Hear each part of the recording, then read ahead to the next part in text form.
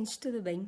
Hoje eu estou aqui sentadinha no meu escritório, sala de jantar, onde eu trabalho, onde eu fico, e resolvi conversar com vocês sobre um tema. Na verdade, eu já tinha gravado esse Papo de Pro, mas eu resolvi não publicar ele, porque eu acho que ele é um conteúdo que ele vai ser útil num outro momento. Em breve vem novidades por aí, aguardem. Mas eu posso puxar um gancho do assunto que eu ia falar, que é sobre relatórios, para o vídeo de hoje. E o que eu gostaria de falar com vocês é a produção dos relatórios na quarentena. Acho que esse é um tema um tanto quanto tenso, né, pra gente pensar. Relatório, gente, relatório já é uma demanda que a gente já tem uma dificuldade em dar conta. Naturalmente, né, no andar normal, né? Nosso andar pedagógico nunca é normal, mas no andar normal da carruagem, nós já temos uma dificuldade muito grande na produção dos relatórios. Eu já tenho vídeo aqui no canal falando sobre isso. Quero muito ajudar vocês com essa temática, mas calma, que vem coisa por aí. Mas neste momento é um momento ímpar, é um momento, espero que único, e que em todo o processo educacional, todo o processo pedagógico, esse momento demandou uma reflexão, uma adaptação, uma improvisação, enfim, a gente precisou moldar aí, de acordo com a realidade que a gente vem encarando, o nosso planejamento, as nossas aulas, enfim, a nossa didática teve que ser totalmente replanejada, remanejada. Os relatórios também entram nessa categoria, eu entendo assim, né? Nós temos normativas, nós temos instruções, nós temos legislações embasando a produção desses relatórios, enfatizando a importância deles. Nós sabemos de tudo isso, porém nós sabemos a realidade do nosso dia a dia e a gente sabe o quão difícil é dar conta de um relatório realmente significativo. Então, se você também tá nessa luta, eu digo e repito, uma das minhas maiores lutas é tornar esses registros significativos, não só para nós que estamos produzindo, mas para quem vai recebê-los. E eu não sei, eu queria saber de vocês, como que está essa questão dos relatórios para vocês? Quem é da rede, quem é de escola particular? Como que tá esse processo de produção dos relatórios? Normalmente, nós temos 2 momentos de produção de relatórios, que é no final de cada semestre. Então, no final do primeiro semestre, a gente produz um relatório. No final do segundo semestre, a gente continua, né, esse relatório. A gente produz um outro, mas continuando o processo. E ele é um relatório que ele tem de forma geral, ele tem uma parte coletiva, uma parte comum para a sala de aula, né? Então, a sua sala de aula tem um trajeto, tem um percurso, e esse percurso é descrito para todos da sua sala, e a gente segue com uma parte individual de cada criança, certo? E essa parte individual é talvez a parte mais difícil da gente fazer, porque como olhar essa criança na sua singularidade, na sua individualidade, enfim, isso é um processo que demanda muita observação, demanda muito contato, demanda muito tempo, demanda registro, né? Não é sentar na frente do computador, coisa que eu já fiz muito, sentar na frente do computador em junho, meados de junho, sem uma anotação sequer, e tentar produzir um relatório de uma criança. Tentar lembrar dessa criança em todos os processos, né? A gente sabe o trabalhão que isso dá. Por isso que o relatório individual, ele é um relatório que demanda todo esse processo de escuta, de observação, de escrita, de arquivamento de registros, né? Você precisa ter um arquivo de registros dessa criança para você poder falar dela na sua individualidade. E nessa pandemia, que base, que embasamento ou como que nós podemos expressar de uma forma descritiva nos relatórios o andar, o percurso, o desenvolvimento individual de cada criança? Aí a gente entra nos problemas. Tem criança que nem tem participado, né? Tem família que não tem conseguido participar ativamente das propostas. Isso já é um problema de fato. Se essa criança ela não está participando do processo, como que eu vou descrever? Como que eu vou avaliar? E avaliar não no sentido de dar uma classificação, mas avaliar no sentido de colocar as minhas observações de uma forma reflexiva. Como que eu vou refletir sobre aquela criança? Como que eu vou avaliar aquela criança dentro dos meus parâmetros se ela não participa? Então, já temos um primeiro problema. As crianças que participam, certo? Aquelas que participam pouco. Como que você vai ter esse acompanhamento meio que picado, digamos assim? Então, a criança, ela participou do começo, ela parou, agora ela posta uma vez ou outra. Enfim, como que você vai descrever o percurso dessa criança? Crianças que participam. Vamos supor que você tenha crianças que participam de todas as propostas. Mesmo assim, como que você pode realmente descrever o desenvolvimento daquela criança naquele período? Sendo que o que você tem de retorno é uma foto, é um vídeo de 1 minuto do que aquela família produziu com a criança. Você não sabe se aquela criança produziu sozinha, as dificuldades que a criança teve naquela produção, as dúvidas, ou então os avanços que ela teve, né, que se você estivesse olhando, você observaria, nossa, aquela criança conseguiu fazer tal coisa, ou nossa, olha como a produção dela melhorou. Enfim, são aspectos que a gente observa no dia a dia. No meu ponto de vista, não tem tanta importância nesse momento se a criança participou muito ou participou pouco. O que a gente vai ter da parte individual dela para escrever, na minha opinião, nesse momento é muito fraco.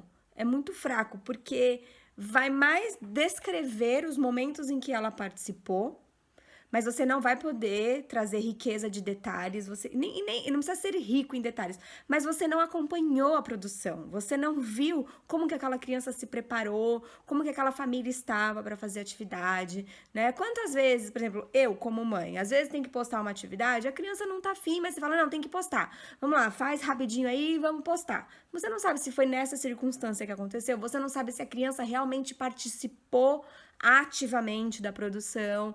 Enfim, na minha opinião, os relatórios individuais, eles ficam muito fracos nesse momento. Então, eu acho que cabe sim uma reflexão para esse momento. Qual é a importância do relatório nesse momento? Ele é um documento, ele é uma documentação, ele faz parte de uma documentação que precisa existir? Sim, precisa existir. Mas de que forma que a gente vai fazer isso, né? Aí, assim, vai de cada escola, tal. Eu vou dar a minha opinião, o que eu acredito como, nesse momento, o mais significativo. Eu tenho aqui, como vocês sabem, eu uso o Google Keep para fazer os meus registros da escola. Quando eu comecei a usar o Google Keep, não foi logo no começo do ano. No começo do ano, eu tinha uma outra metodologia, inclusive tem aqui no canal, quando eu mostro para vocês a minha pasta, tal. Eu comecei a utilizar essa pasta e não deu certo. Para fazer esse tipo de registro, eu continuo usando a pasta, mas ela é um arquivo do meu trabalho. Mas eu andava com essa pasta para cima e para baixo para tentar fazer as anotações individuais das crianças. Era muito trabalhoso, era assim, muito difícil. E no meio aí desse pouco tempo que a gente teve presencialmente nas escolas, eu redescobri o Google Keep através de uma seguidora muito querida que veio trazer ele para mim. Eu já conheci o aplicativo, mas nunca tinha me aprofundado nele. E só a partir de então que eu comecei a usar o Google Keep para fazer os meus registros. E, para quem conhece, o Google Keep, você consegue ter pastas. O que, para mim, é mais significativo é que você consegue ter pastas individuais de cada criança. Então, você consegue fazer as anotações em blocos das crianças. E aí, no final do semestre, você entra no perfil lá na sua nota de cada criança e você consegue organizar aquelas informações que você escreveu durante o percurso, né? Eu não consegui finalizar isso porque nós tivemos pouquíssimo tempo juntos, então nós começamos em fevereiro. Fevereiro eu ainda estava naquele processo de pasta, de definir forma de registro. Só depois que eu peguei o Google Keep, tanto que quando eu comecei a usar, eu tive que primeiro passar as informações que eu tinha anotado aqui, acolá, para o Google Keep, e só depois começar a usá-lo mesmo na sua função de individualmente anotar sobre cada criança. E algumas crianças ficaram sem o seu registro individual no aplicativo, que a minha intenção era, no decorrer do semestre, pegando, né, observações, informações sobre essa criança e colocando lá. Nós tivemos essa surpresa inconveniente e eu parei de escrever individualmente de cada criança, né? Por quê? Porque as participações, elas são muito oscilantes. Então, tem criança que participa, tem criança que não participa. Para não dizer que não, nós tínhamos em compartilhamento de documentos um documento de planejamento de trabalho, onde tinha a tabela das crianças semana a semana e como elas participavam. Mas eu confesso para vocês que estava uma escrita extremamente como é que eu posso dizer? Ela não estava trazendo significado nenhum, era uma escrita repetitiva e não era uma escrita de um olhar que eu gostaria de dar. Então, era simplesmente assim, vamos supor, Joana. Então, semana 1, respondeu a proposta com foto. Né? Semana 2, não respondeu nenhuma proposta. Semana 3. Então, eram informações muito vagas que, por mais que eu olhe, né, e fale, nossa, ela respondeu utilizando tal material e fazendo tal, ainda é uma observação um pouco vaga, né? E a frequência de participação das minhas famílias foi caindo muito nas semanas. Então, eu monto o portfólio semanalmente. Se não 2 vezes por semana, toda sexta-feira eu estou ali abrindo meu arquivo de portfólio e atualizando. Então, você consegue ter sistematizado a participação de cada criança, porque o meu portfólio ele é por semana. Então, na semana X, com a proposta X, eu tenho ali as produções das crianças que participaram. Então, dessa forma, eu consigo olhar as crianças individualmente. Então, vai ser esse recurso que eu vou ter para observar. Mas, da mesma forma, eu acho que não é significativo. Eu acredito que nesse momento você trazer um registro reflexivo da sua prática durante todo o percurso, desde o início do ano até esse momento de finalização de semestre, eu acho que ele é muito mais significativo, eu acho que traz muito mais sobre o seu trabalho, sobre as suas propostas. Você pode dizer da participação, mas não registrar individualmente cada criança dentro desse processo, porque eu acho que ficaria vocês imaginam, vocês recebem um relatório onde não tem nada escrito sobre o seu filho, só tá dizendo Joana não participou, ponto final, sabe? Óbvio que de uma maneira estruturada, mas assim, eu acho que perde o sentido. Eu acho que é um momento difícil para todo mundo, cada um tá passando por uma dificuldade, todos estão ali meio, né, atordoados, e o nosso trabalho, ele tá sendo pautado muito pelo coletivo. Tem escolas que estão fazendo propostas coletivas para a escola inteira, que, na verdade, essa foi uma das orientações que a gente recebeu, que cada proposta fosse colocada para a escola inteira. Nós ainda estamos fazendo um trabalho mais individualizado, porque cada professor está com a sua turma, trabalhando com a sua turma. Então, a gente já tem esse olhar, né? Mas assim, então...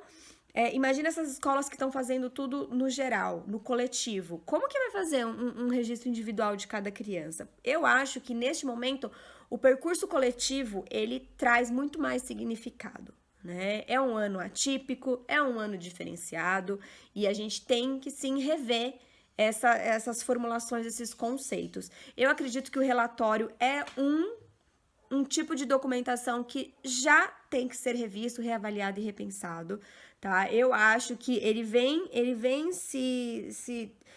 sendo trabalhado no decorrer dos anos. A gente tinha aquele relatório de xizinho, de relatório depois meio topificado, relatório de sondagem. Hoje a gente já tem um relatório descritivo que eu acho que abriu demais, né? Então tem professoras que escrevem 5, 6, 7, 10 páginas e fica aquela coisa que diz e no final não diz nada.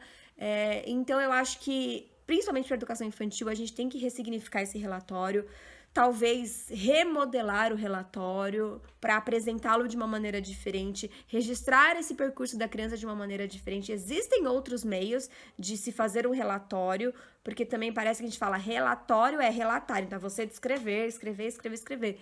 De que forma que a educação infantil consegue se sentir pertencente a esse relato, né? Então, eu acho que normalmente o relatório já tem que ser revisto. Isso é uma coisa que eu já falo faz tempo, não é de hoje, né? Mas é um processo e a gente está nesse processo. E eu acho que a gente tem sim que ir se adaptando de acordo com o que acontece aí pra gente. Então, queria saber de vocês, como que está a produção de relatórios, como é que a escola de vocês está se organizando, como é que vocês estão se organizando para esse momento de registro.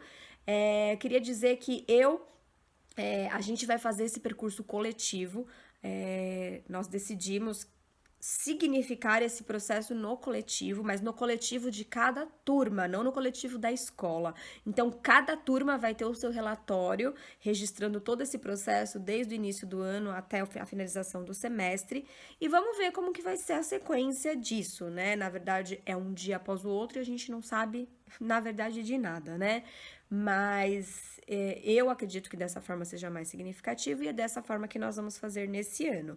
Então, o que eu vou usar muito para fazer os meus relatórios são os meus registros do Google Keep, que eu imprimo semana a semana, então eu tenho o registro impresso na minha pasta, eu tenho o meu planejamento e o registro impresso, e posso pegar esse registro para olhar, tal, e tem esse registro também direto no Google Keep. Tenho algumas fotos e tenho o portfólio. Eu acho que o meu portfólio ele vai ser muito importante e essencial para essa minha escrita, porque ele está descrevendo o percurso, mas ele descreve através de fotos, vídeos e pequenas falas, né? Então, eu vou transformar esse portfólio num relato. É isso que eu pretendo. Eu já tenho algumas coisas feitas, eu já tenho o relato da quarentena, enfim, eu vou juntar tudo isso, eu vou pegar um pouco da carta de intenções, vou pegar um pouco do início do ano, vou pegar o meu relato da quarentena, vou pegar o meu portfólio, essas minhas anotações e registros e vou montar o meu relatório. Olha, deixa eu mostrar brevemente para vocês, para quem não conhece a pasta, tá? Aqui eu tenho o registro ainda quando estávamos no presencial, então todas as semanas eu tinha o meu planejamento, a descrição da semana e fotos. Aqui são os retornos da coordenadora, certo? Então aqui é como eu estava fazendo. E aí até que nós entramos aqui no modo remoto, né? Eu, na verdade, entrei no modo remoto quase que uma semana antes por conta de um problema nas minhas costas, então já desde o início do meio de março, eu já estava afastada, né? E aí, então, os registros, eles ficaram assim. Então, o planejamento da semana e o relato ao final dela, que eu faço, né? Então, eu retiro todas as informações do Google Keep e trago pra cá. Aqui, ó, é minha forma mais atual. Eu já mostrei pra vocês que eu faço no Google Agenda. Então, eu imprimo a semana do Google Agenda. Aqui eu posso complementar, se eu quiser ou não. E a descrição. Então, a semana, a descrição. Vou mostrar aqui brevemente o Google Keep pra vocês, que eu tenho, ó, eu já tenho um registro reflexivo da quarentena. Tenho a minha carta de intenções, tenho todo o planejamento e tenho também as anotações do registro do trabalho. Tenho também o meu portfólio, então nele está registrado, já tem um vídeo mostrando ele, todo o processo tá aqui dessa quarentena e eu posso voltar nesses registros aqui para sequenciar o meu relatório. E é isso, gente. Esse vai ser o percurso de produção do relatório desse ano. Eu queria saber de vocês como que vocês estão fazendo por aí. Então é isso. Um beijo e até os próximos vídeos. Tchau, tchau.